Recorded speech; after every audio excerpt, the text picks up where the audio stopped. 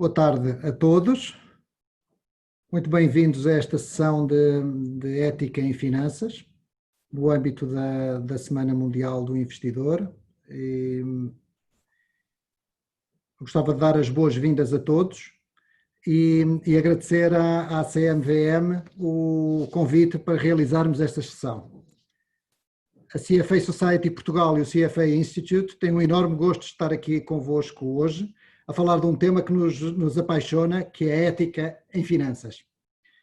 É um tema que tem experimentado nos últimos anos, em especial nos últimos 15 anos, um reconhecimento crescente da sua importância, especialmente quando vemos que os grandes casos que no passado minaram a confiança dos mercados de capitais estiveram ligados a falhas neste capítulo.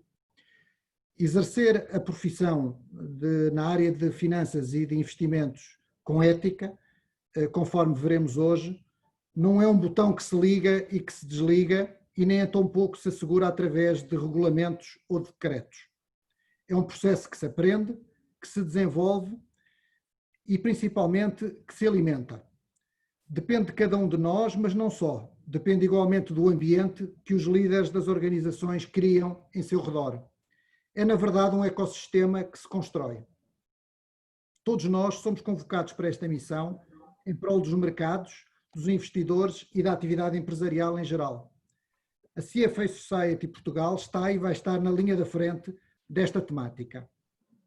I will now turn to English to introduce my colleague Sonia Gandhi. Sonia, thank you for being here today with us. Sonia is an expert and a bold voice on ethics in finance. You can check out this on her extensive CV that we presented attached to this event. So with no further ado, I hand over to you, Sonia. Thank you, Marcos, and a very warm welcome to everyone. Let's talk about ethics. I want to start today's session by discussing the findings of Industry Trust Survey. These surveys are conducted to find out how are people in the industry doing, how are investors doing, how much do they trust our industry. Both institutional and retail investors across several countries participate in this poll. As you can see, trust in our industry is not given uniformly everywhere. In Europe, I sit in London, you guys are in Portugal, many of you. You can see in Europe, trust levels are not very high. In my country here, trust levels are low at 33%. Australia shows some of the lowest levels of trust after the findings of the Royal Commission report in banking misconduct. Let's look at the findings of this survey in terms of relative rankings of industries. After the last financial crisis, trust in our industry, in finance industry, hit rock bottom. The last financial crisis was almost 11 years ago, the credit crisis. Since then, trust has gradually been coming back to our industry, but as you can see, we still have a very long way to go. We continue to lag behind many other industries as far as trust levels go. So we can see that our industry does not enjoy a high level of trust. And it should bother all of us in this industry because at the very core of finance industry is the concept of stewardship, the careful and responsible management of money entrusted to one's care. The finance industry is all about trust and confidence, public trust and public confidence. So we can see that there is an issue, there is a problem. Trust and confidence are the core tenets that define our industry. And we saw the first two slides show us that trust levels are not very high. So it leads us to the question, what can we do about this? And I think very often in life, I find it helps to go back to the very basics And I put it down in the form of 3 simple questions we can ask ourselves. Do our actions violate the law? Are they illegal? Because if the response to question number 1 is yes, they do, then it's pretty much a hard stop. We should not be going beyond it. But we should not just stop there. But if the response to question number 1 is no, it does not violate the law, we should not just stop there. We should still ask ourselves a few more questions. Even if my actions are legal, are they ethical? Are they honest? And are they fair? What would I feel if I were on the other side? And in today's session is a lot about focusing on question number 2 and question number 3, about the ethicality and about the fairness of our actions.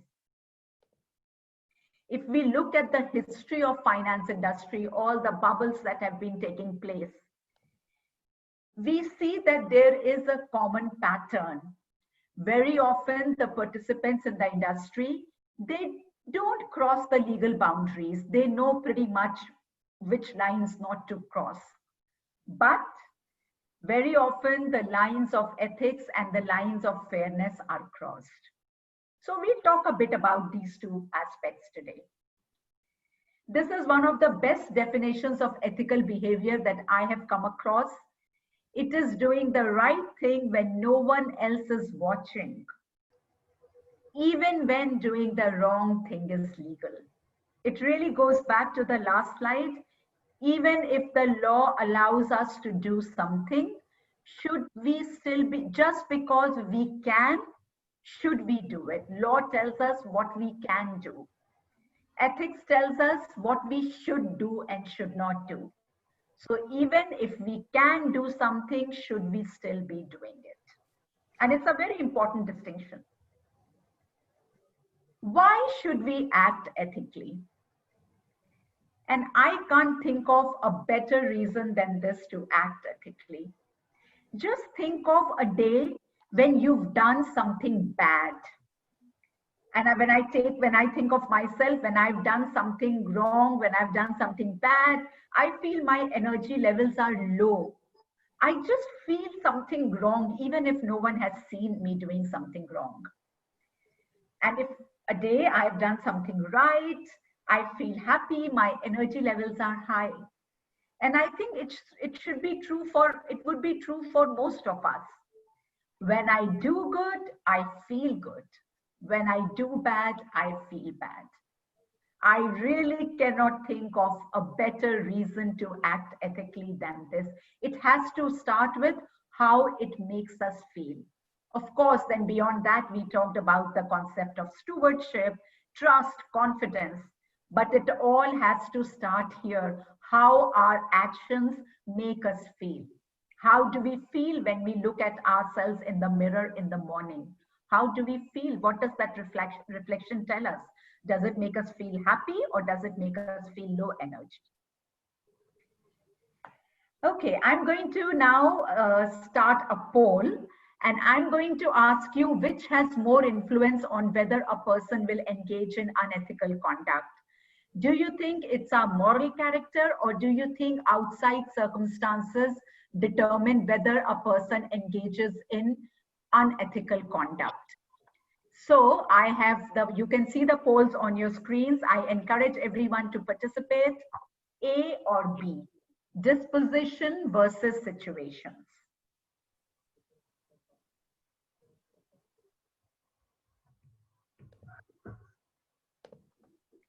Okay, a lot of polls are coming in.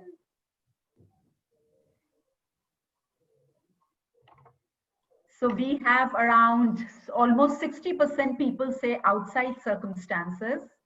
And okay, it's moving 50-50 now. That's nice. So I can see that this room today is quite divided. This group is very divided. Almost half this group feels it's a person's disposition, and the other half feels it's exactly 50-50 now. The other half feels it's a person's moral character. Okay. I'm going to park these results here, share results. I hope you all can see the results. It's 50-50, right? It's a very, it's a very, very interesting outcome. And I like this kind of outcome because that means that we have a diversity of opinion in this group. Okay. We will park these results here, and I'll talk to you about an experiment that took place in the early 70s. Many of you may have heard the name of Professor Philip Zimbardo. He's a well-known psychologist, and he was a professor at Stanford University. And he was grappling with exactly the same question on which we as a group are so equally divided today. Situational versus dispositional attribution of behavior. He was a professor at Stanford University, so he decided to do an experiment. He took a bunch of students and he divided them into two categories, prisoners and guards. And then a makeshift prison was created in the basement of Stanford University. The idea was that it must replicate real life as far as possible. So they were tiny, dingy corridors.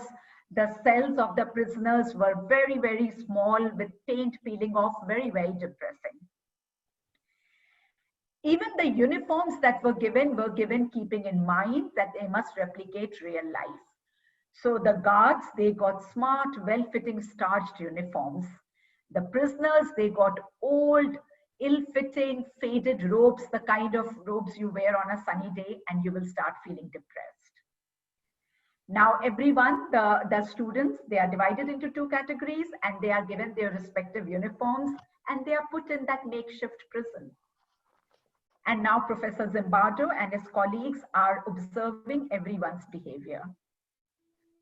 Much to their surprise, most participants adapted to their assigned roles, far exceeding Professor Zimbardo's expectations. The guards, in their smart, well-fitting starched uniforms with that newfound sense of aura and authority, many of them started abusing, bullying, harassing, torturing the inmates. Who were these inmates? Many of them were their college buddies. The prisoners, the inmates in the depressing environment of that prison, confronted with guards with that newfound sense of aura and authority, many of the inmates started accepting that behavior in a very docile manner. Some of them even had a mental breakdown. An experiment which was meant to last for 2 weeks had to be abandoned in 6 days because behaviors were going all over the place. So the findings of this experiment tell us that some studies have shown that situational influences have more to do with a person's ethical behavior than a person's character. Under the right conditions, or for that matter, the wrong conditions, like the Stanford prison experiment, good people, like all of us in this group today, can be induced, seduced, and initiated to act unethically. And I'm not saying that we will go out and start abusing our family members or our colleagues. What I'm saying is, every single day that we go to work, we are confronted with so many pressures. Pressure to keep the boss happy, pressure to keep our clients happy, pressure to think about our next promotion, pressure to think about our performance metrics. Irrespective of whichever industry we work in, there are multiple pressures on our time at any given point in time. And sometimes those pressures can combine and overwhelm us and lead us to act in a manner which may not be in sync with how we like to think of ourselves as ethical individuals. So today we'll talk about some of those pressures. I call them situational influences. Today we are going to discuss some of those situational influences. But before we do that, we often make unethical decisions not because we are bad people, but because situational influences can affect our decision making. These biases and influences lead to weaknesses in how we process information and make decisions, which can lead to unethical behavior. We are going to do another poll now. Which of the following situational circumstances will influence? When I say a person, think of yourself. Which of the following situational circumstances will influence you to engage in unethical conduct? And you have around 6 options here. So,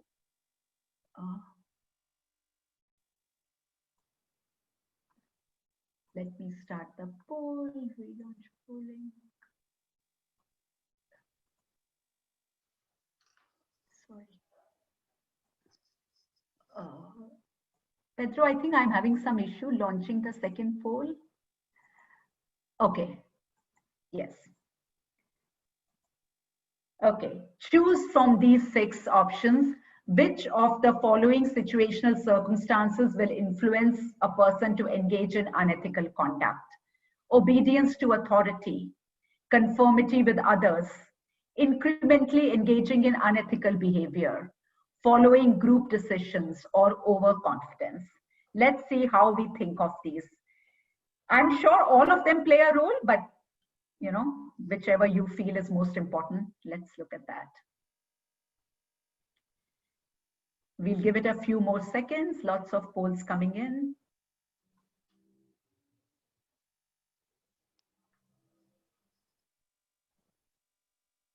Around 60% of the participants have voted. We'll give it another few seconds.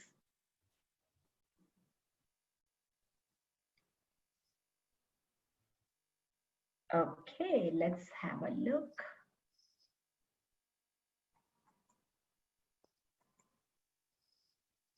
Okay, so almost 42% people feel it's obedience to authority. It's a fairly, it's a nice array of results. 30% people feel following group decisions, and then conformity with others, incrementalism, and overconfidence. Okay, thank you for your polls here. Let's look at some of these. So it seems to me that as a group, we feel that to some level or the other, all of these influences have a role to play in whether we engage in unethical conduct. Let's look at them one by one. Obedience to authority. We are far more likely to take unethical actions when requested by a boss. Why? We want to please authority. It may lead us to carry out instructions without thinking about the ethical implications. And bosses are very smart. They will rarely ever ask us to do something unethical in a straightforward manner. Instead, it will be couched in terms of incentives or our year-end performance, which will make it difficult for us to figure out that something wrong is going on. How do we rationalize our actions? I want to be a team player. I was just following orders. What was I to do? I was just following orders. Obedience to authority. Conformity. We often take our cues about proper way to act from our colleagues, from our peers, from others in the industry, from, we feel if everyone else is doing it, it must be okay. They become our reference group. We conform our judgments to the judgments of our reference group. How do we rationalize our behavior? Everybody else does it, so it must be okay. It's how you succeed around here. That's the way it's done out here. Let's look at some other factors which we voted on. Groupthink. Being in a, what happens when we take decisions as part of a group? It lessens our individual sense of accountability and responsibility, because both the responsibility is shared by the whole group. We don't individually feel responsible for it.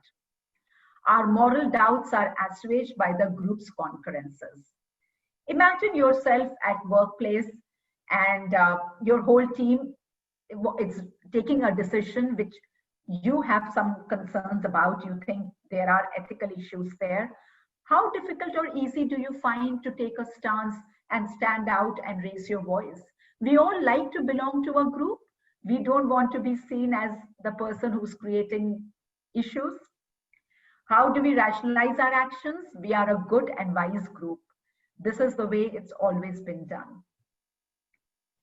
Incrementalism, the slippery slope. We gradually lower our standards over time through small incremental changes in our behavior. The changes are so tiny that we don't even realize till it's very late. How do we rationalize it? Just this one time. Quarter end is coming. I haven't met my performance targets. Let me recommend this product to my client, which I know is not in his or her best interest. Next quarter comes, I'm a very ethical individual. I will not repeat this behavior. Trust me, next quarter comes, we will find it so much easier to replicate that behavior, not only with that one client, but maybe with several other clients as well.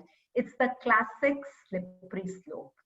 Beware of that first step down the slippery slope. When you find, if you ever hear yourself rationalizing your actions by saying just this one time, it doesn't really hurt anyone. I think you should take a pause. You should think about what you are about to do. Overconfidence in our own ability to do the right thing. We all tend to believe, trust me, all of us tend to believe that we are more sorted, we are more ethical, we are more sensible than our peers, than our colleagues, than other people in the industry. And that leads us to take actions without indulging in adequate deliberation. How many times have we told ourselves, I am more ethical than others, I am more sorted, this will not happen to me? Framing. Objectives are often framed to focus on one factor. If your boss is telling you that our focus is assets under management or the stock price of the company at the end of the quarter, we become so focused on that one objective that we find it easy to rationalize anything that we have to do to achieve that objective, right? We often overlook or justify behavior if it leads to the achievement of that goal or objective. And we know how incentive structure in this industry is. It leads to a lot of issues as well. That goes back to that framing about, how fees are, dependent on the amount of, how bonuses are dependent on the amount of fees generated, commission generated. So framing is very important. Effective ethical thinking begins with becoming more conscious about our thoughts and behavior so that we can recognize and we can notice ethical issues before they become a problem. Recognizing that ethical dilemmas are a normal and predictable part of most jobs, and discussing approaches for dealing with ethical issues. Having made that context, set that reference, let's look at a small case study, and I'll open the polling shortly. You are a fixed income portfolio manager who works as part of a team that invests the assets of large institutional clients. The members of your team tell you in confidence that they plan to resign from the firm to start their own investment management firm. They invite you to join them, but you decline.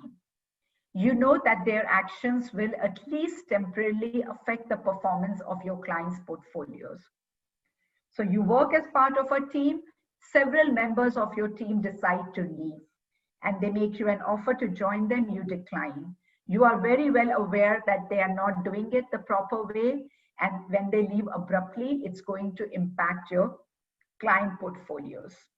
However, you decide to do nothing about it, to say nothing to your superiors. Your actions are okay because you are respecting the confidentiality of your colleagues, probably okay because personnel turnover is a commonplace occurrence that is to be expected, probably not okay because client performances will be affected, or not okay. Let's see how we think about this case. Your actions are A, B, C, or D.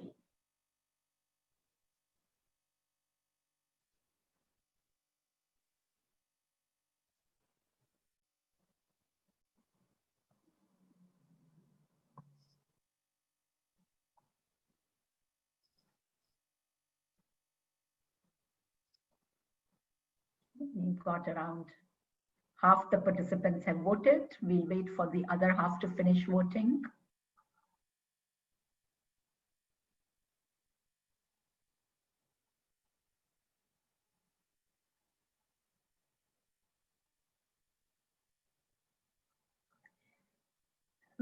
Okay, couple more seconds.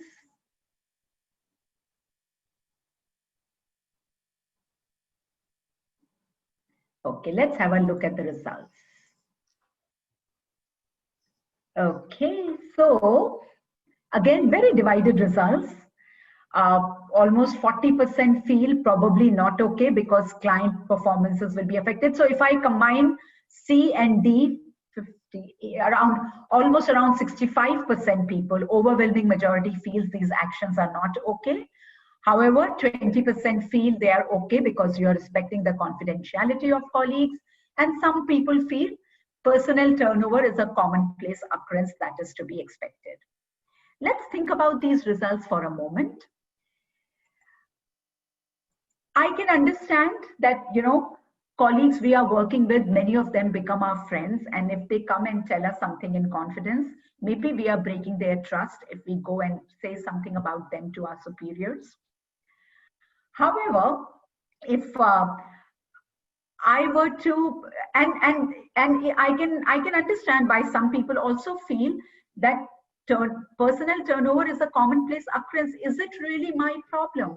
Why should I make something my problem? As it is, I have so many issues going on. Why is it really my problem if my colleagues are leaving, or is it management's problem? So I think the way one would think about this is, when confronted with such dilemmas in life, I find it really helps, and it's a good tip I would like to share with you. What really helps is to take a step back and think about who do you owe a duty to in this case. And if you were to think, just step back and think about it, you will realize that if client portfolios are getting impacted, you realize you owe a duty to your client, to your employer in this case, right? And it's not a binary, like either you do nothing or you go and complain to the management. There are ways to deal with it. Sometimes people don't even realize the impact of their actions. Maybe have a constructive dialogue with your colleagues, maybe make them realize that they should do it the proper way so that client portfolios don't get impacted. Just some things to think about. I mean, I just put up this, it's a very simple case and it's a real life situation which somebody faced. So we, wrote a case out of that. And in that case, that person said, they said, I grappled with the fact that I am, maybe I'm breaking the confidentiality of my clients, but they said we had to think about who we owe a duty to. And if we look at the first two slides that I shared with you, the trust levels in our industry, it tells us that we have to make sure that we are putting investor interests first. Who's the investor? Investors are our clients. We have to put their interests first. So I want to spend a couple of minutes talking about CFA Institute. I work for CFA Institute, and it's our mission statement to why has CFA Society Portugal and the Institute organized this? Because it's part of our mission statement to lead the investment profession globally by promoting the highest standards of ethics, education, and professional excellence for the ultimate benefit of society. I have highlighted the last 6 words. These words were added to our mission statement after the last financial crisis, when there was a lot of discussion which took place at the Institute and our different societies. And we realized that this profession cannot exist in a silo. Whatever we do in this profession, in this industry, must be in sync with what's for the larger benefit of the society. Our ethics pedagogy is based on our code of ethics and standards of professional conduct. These code and standards provide useful guidelines to professionals to navigate ethical dilemmas. What I've done is, in the next slide, I have picked 9 fundamental ethical principles that are the building blocks of these code and standards. Client interest comes first. We already spent a lot of time talking about it. Independence and objectivity. All our actions in the industry must be free of internal and external pressures. They must be taken keeping our investors' interest in mind, our clients' best interest in mind. We should learn to manage, I would say in an ideal world, try to avoid all conflicts of interest, but we live in a real world. It's not easy to avoid all conflicts of interest. We should learn how to manage them. Code and standards teach us that disclosure is a good way. When you are confronted with a dilemma, sometimes make sure that you disclose it to your clients, to your employer. What does disclosure do? Disclosure gives your employer, your clients, and heavens forbid, if something were to go wrong, the regulator an opportunity to assess your independence and objectivity. This is, I think, illegal everywhere, using material non-public information, insider trading. We must deal with all our clients fairly. Diligence literally means what it means in the English language. Put in the work.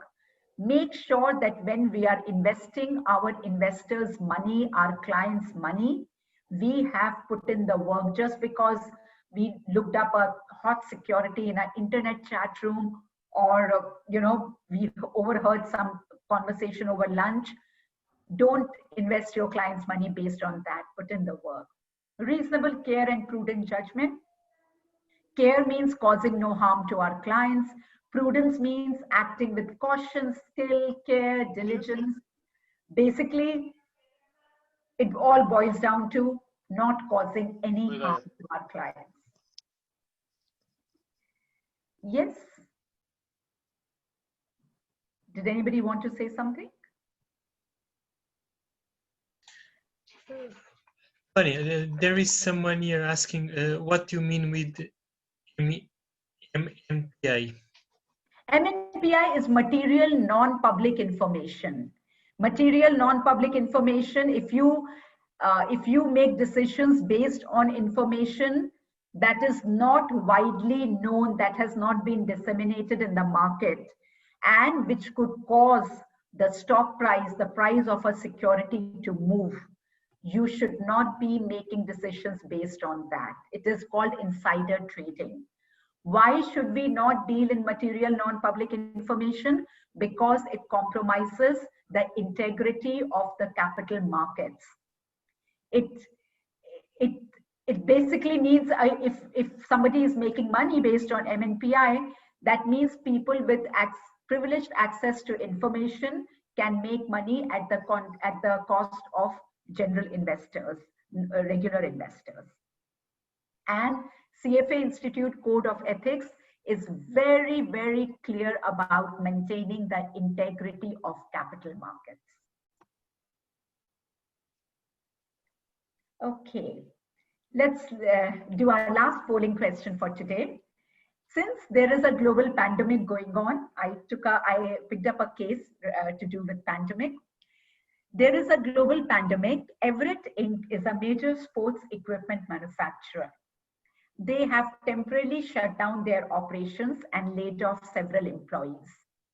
The government is considering invoking emergency powers and contracting with the company to make desperately needed medical equipment.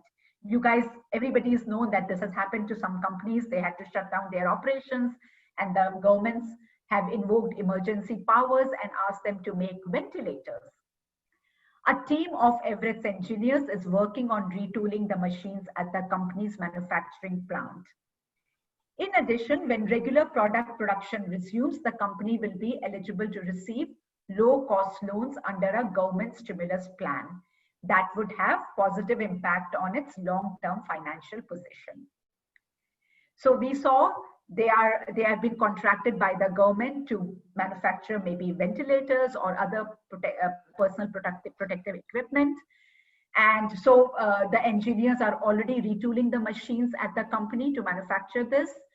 And when regular production resumes, the company will also be eligible to a low-cost loan from the government.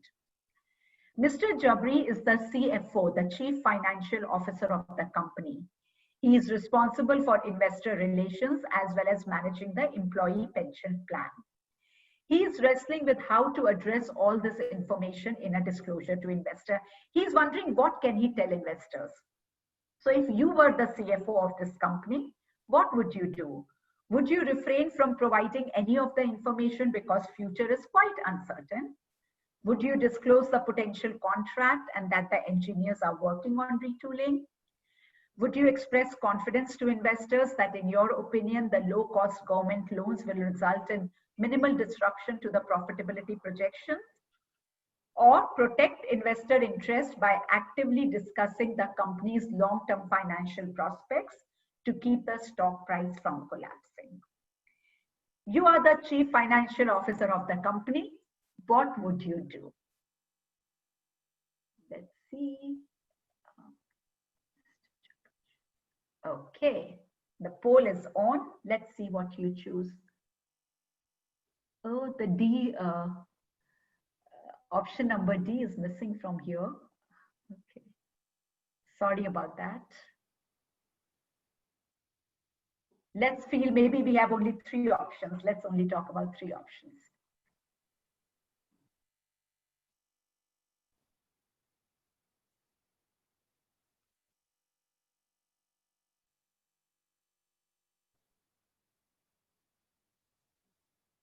Okay, we have almost 40% votes in. We'll give it a few more seconds.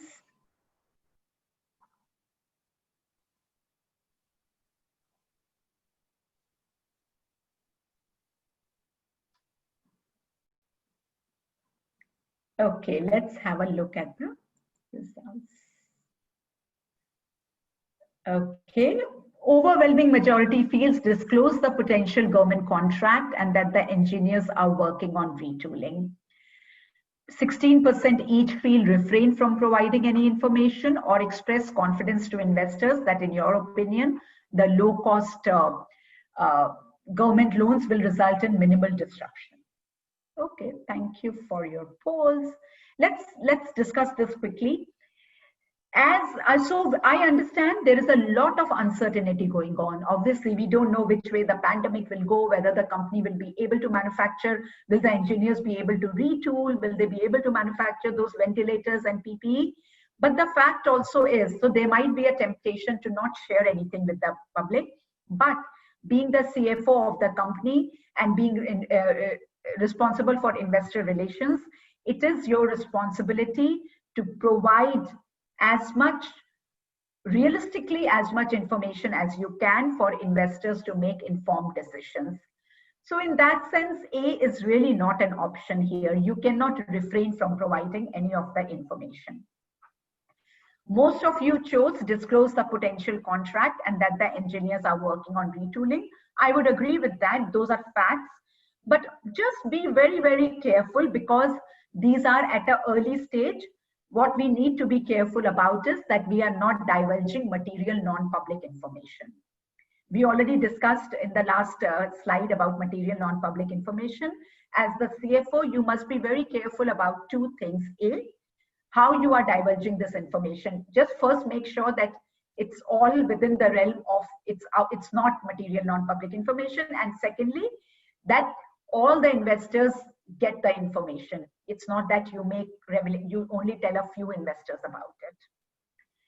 Option number C was express confidence to investors that in the low-cost government loans, again, I agree, low-cost government loans have been, it has been said that it will happen, but it is at an early stage. Just make sure that, that is the relevant information that is being given, and avoid giving any opinion about, there'll be minimal disruption to profitability projections.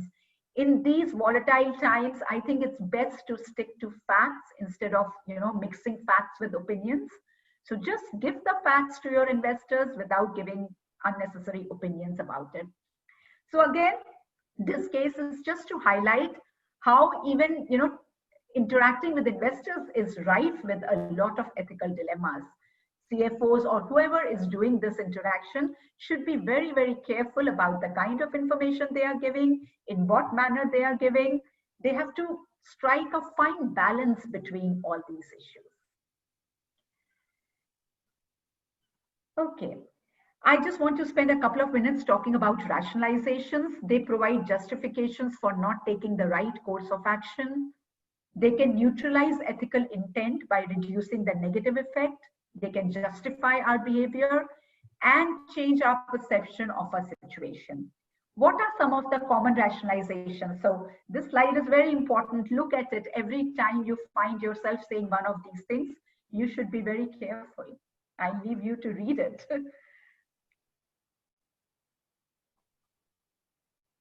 Yeah, so be aware of rationalizations. What I want to do is, in the last 5 minutes, I want to give you some tools, some techniques to help you navigate to help you become more aware of ethical dilemmas, so that you realize when there is a problem, and possibly to help you deal with them. They don't provide any magical solutions, but they will help you think. Perceiving change.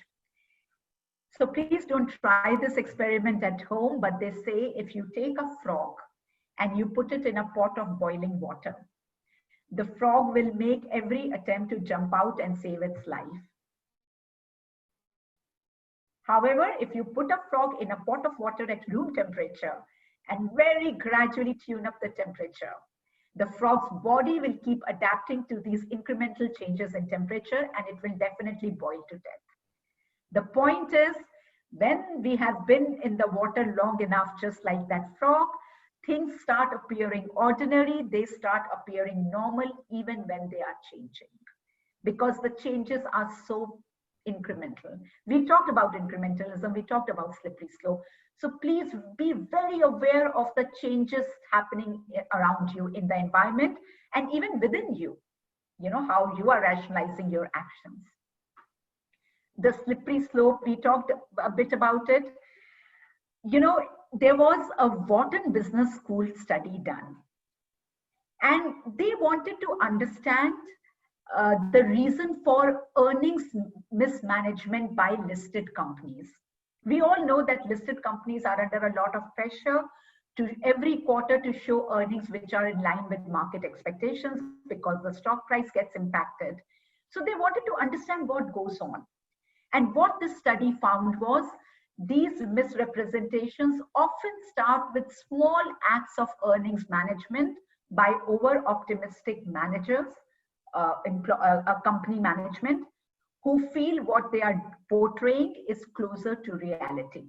And next quarter comes, things will be fine. So they tweak the earnings a little bit. Think of Enron, think of WorldCom. I can give you hundreds of examples. It all starts like that. However, next quarter comes, things become more tough, things become difficult. So they push harder, the accountants do some more tweaking. And from there, we all know what happened to Enron and what happened to WorldCom. They both filed for bankruptcy, and several other companies as well. So the point is, what is most important, I mentioned it earlier as well, to avoid that first step down the slippery slope. Blind spots. As human beings, we see what we want to see and what we expect to see. But we should know that our wants and our expectations are self-serving. Because they are self-serving, we fail to see ethical dilemmas when they are staring us in the face as well.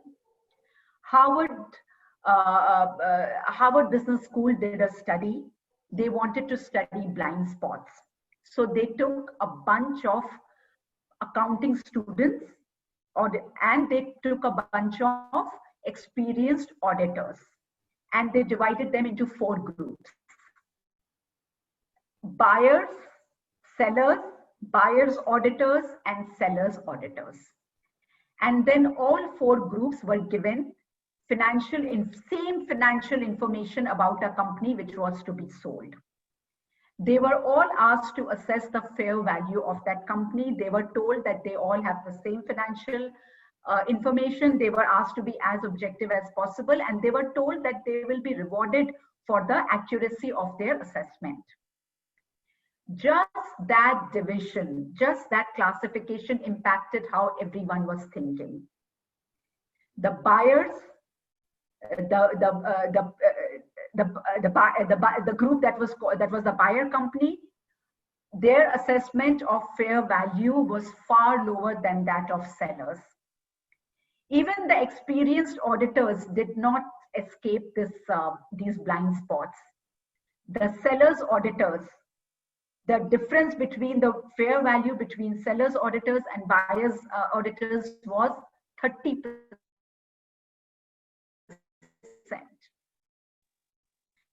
Here, it was you, the self-serving bias of our, blind spots.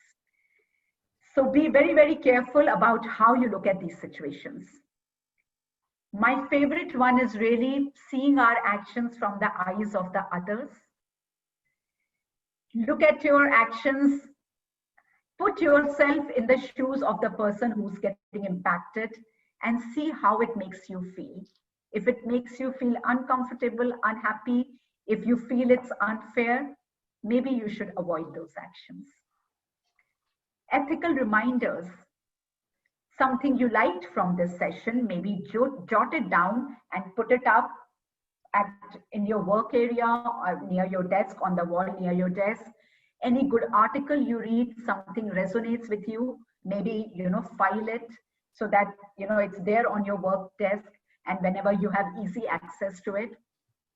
The idea of having these ethical reminders is to have prompts that make you think when you are confronted with an ethical dilemma, instead of encouraging you to indulge in self-serving rationalizations and blind spots. So like I said, these are very simple tools. They don't give any magical answers, but they help you think. And the idea of this whole session has been to make you think. Ethical muscle is just like an athlete. They do regular training to build up their endurance, to build up their stamina, to build up those muscles. Similarly, we can build our ethical muscles through regular training, through looking at these reminders every now and then. I would like to end today's session by my favorite quote from Warren Buffett. After they obey all rules, I want my employees to ask themselves whether they are willing to have any contemplated act appear the next day on the front page of their local paper to be read by their spouses, children, and friends, with the reporting done by an informed and critical reporter. In this digital age, think of a YouTube video of your actions going viral and being watched by your spouse, your partner, your colleagues, your bosses, people you care about. And if that makes you uncomfortable, it should give you a pause.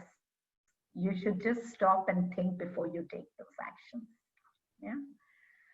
We have around 10 minutes. We can, if there are any questions, we can open it to Q&A. Otherwise, we can end the session.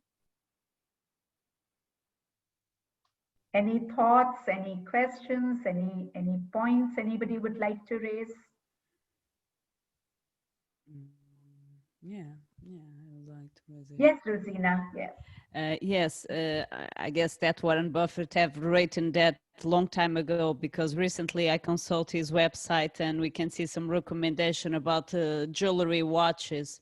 I'm not sure if all his friends and relatives also enjoy that brand of luxury watches.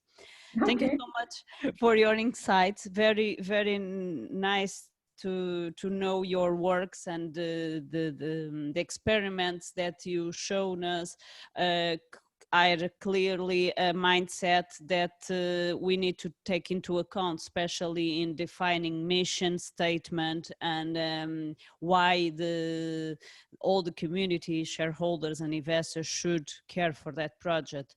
And we now face all these tremendous dilemmas of cutting wages and salaries and re-affecting lines of production, and all of that is very present nowadays in Portugal.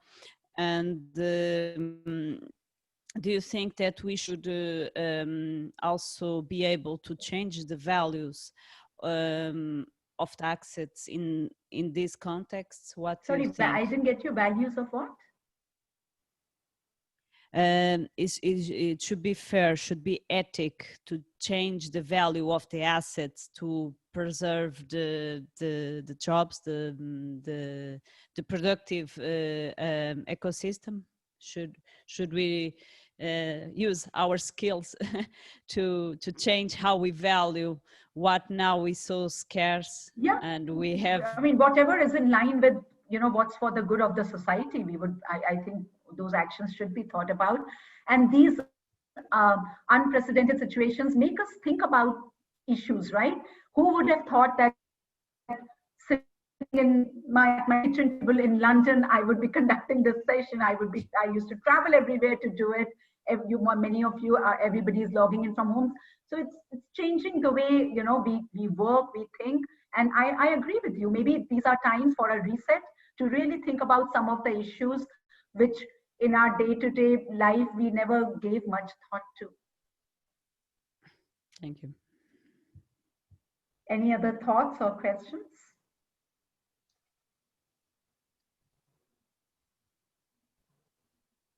Okay, Marcos, I think we are done here.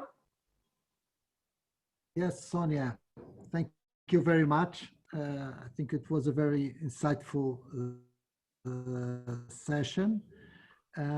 Once again, thank you everybody to join us. It's a pleasure always to talk about this issue. I think we have a long way forward in our society, not specifically in Portugal, but all around the world. But what concerns us is Portugal. In this sense, I think we have an enduring way to go forward. But I think we as a society are quite committed and ready to go to the next level and to measure up to all our ambitions in terms of ethics and becoming and contributing to a more transparent markets and companies and financial world. So once again, Sonia, thank you. And thank you. Obrigado a todos por nos terem juntado a nós e desejo a todos também uma boa participação no resto da Semana do Investidor. Muito obrigado. Obrigado. Thank you. Bye-bye. Thank you. Bye-bye. Thank you. Obrigada. Thank you all.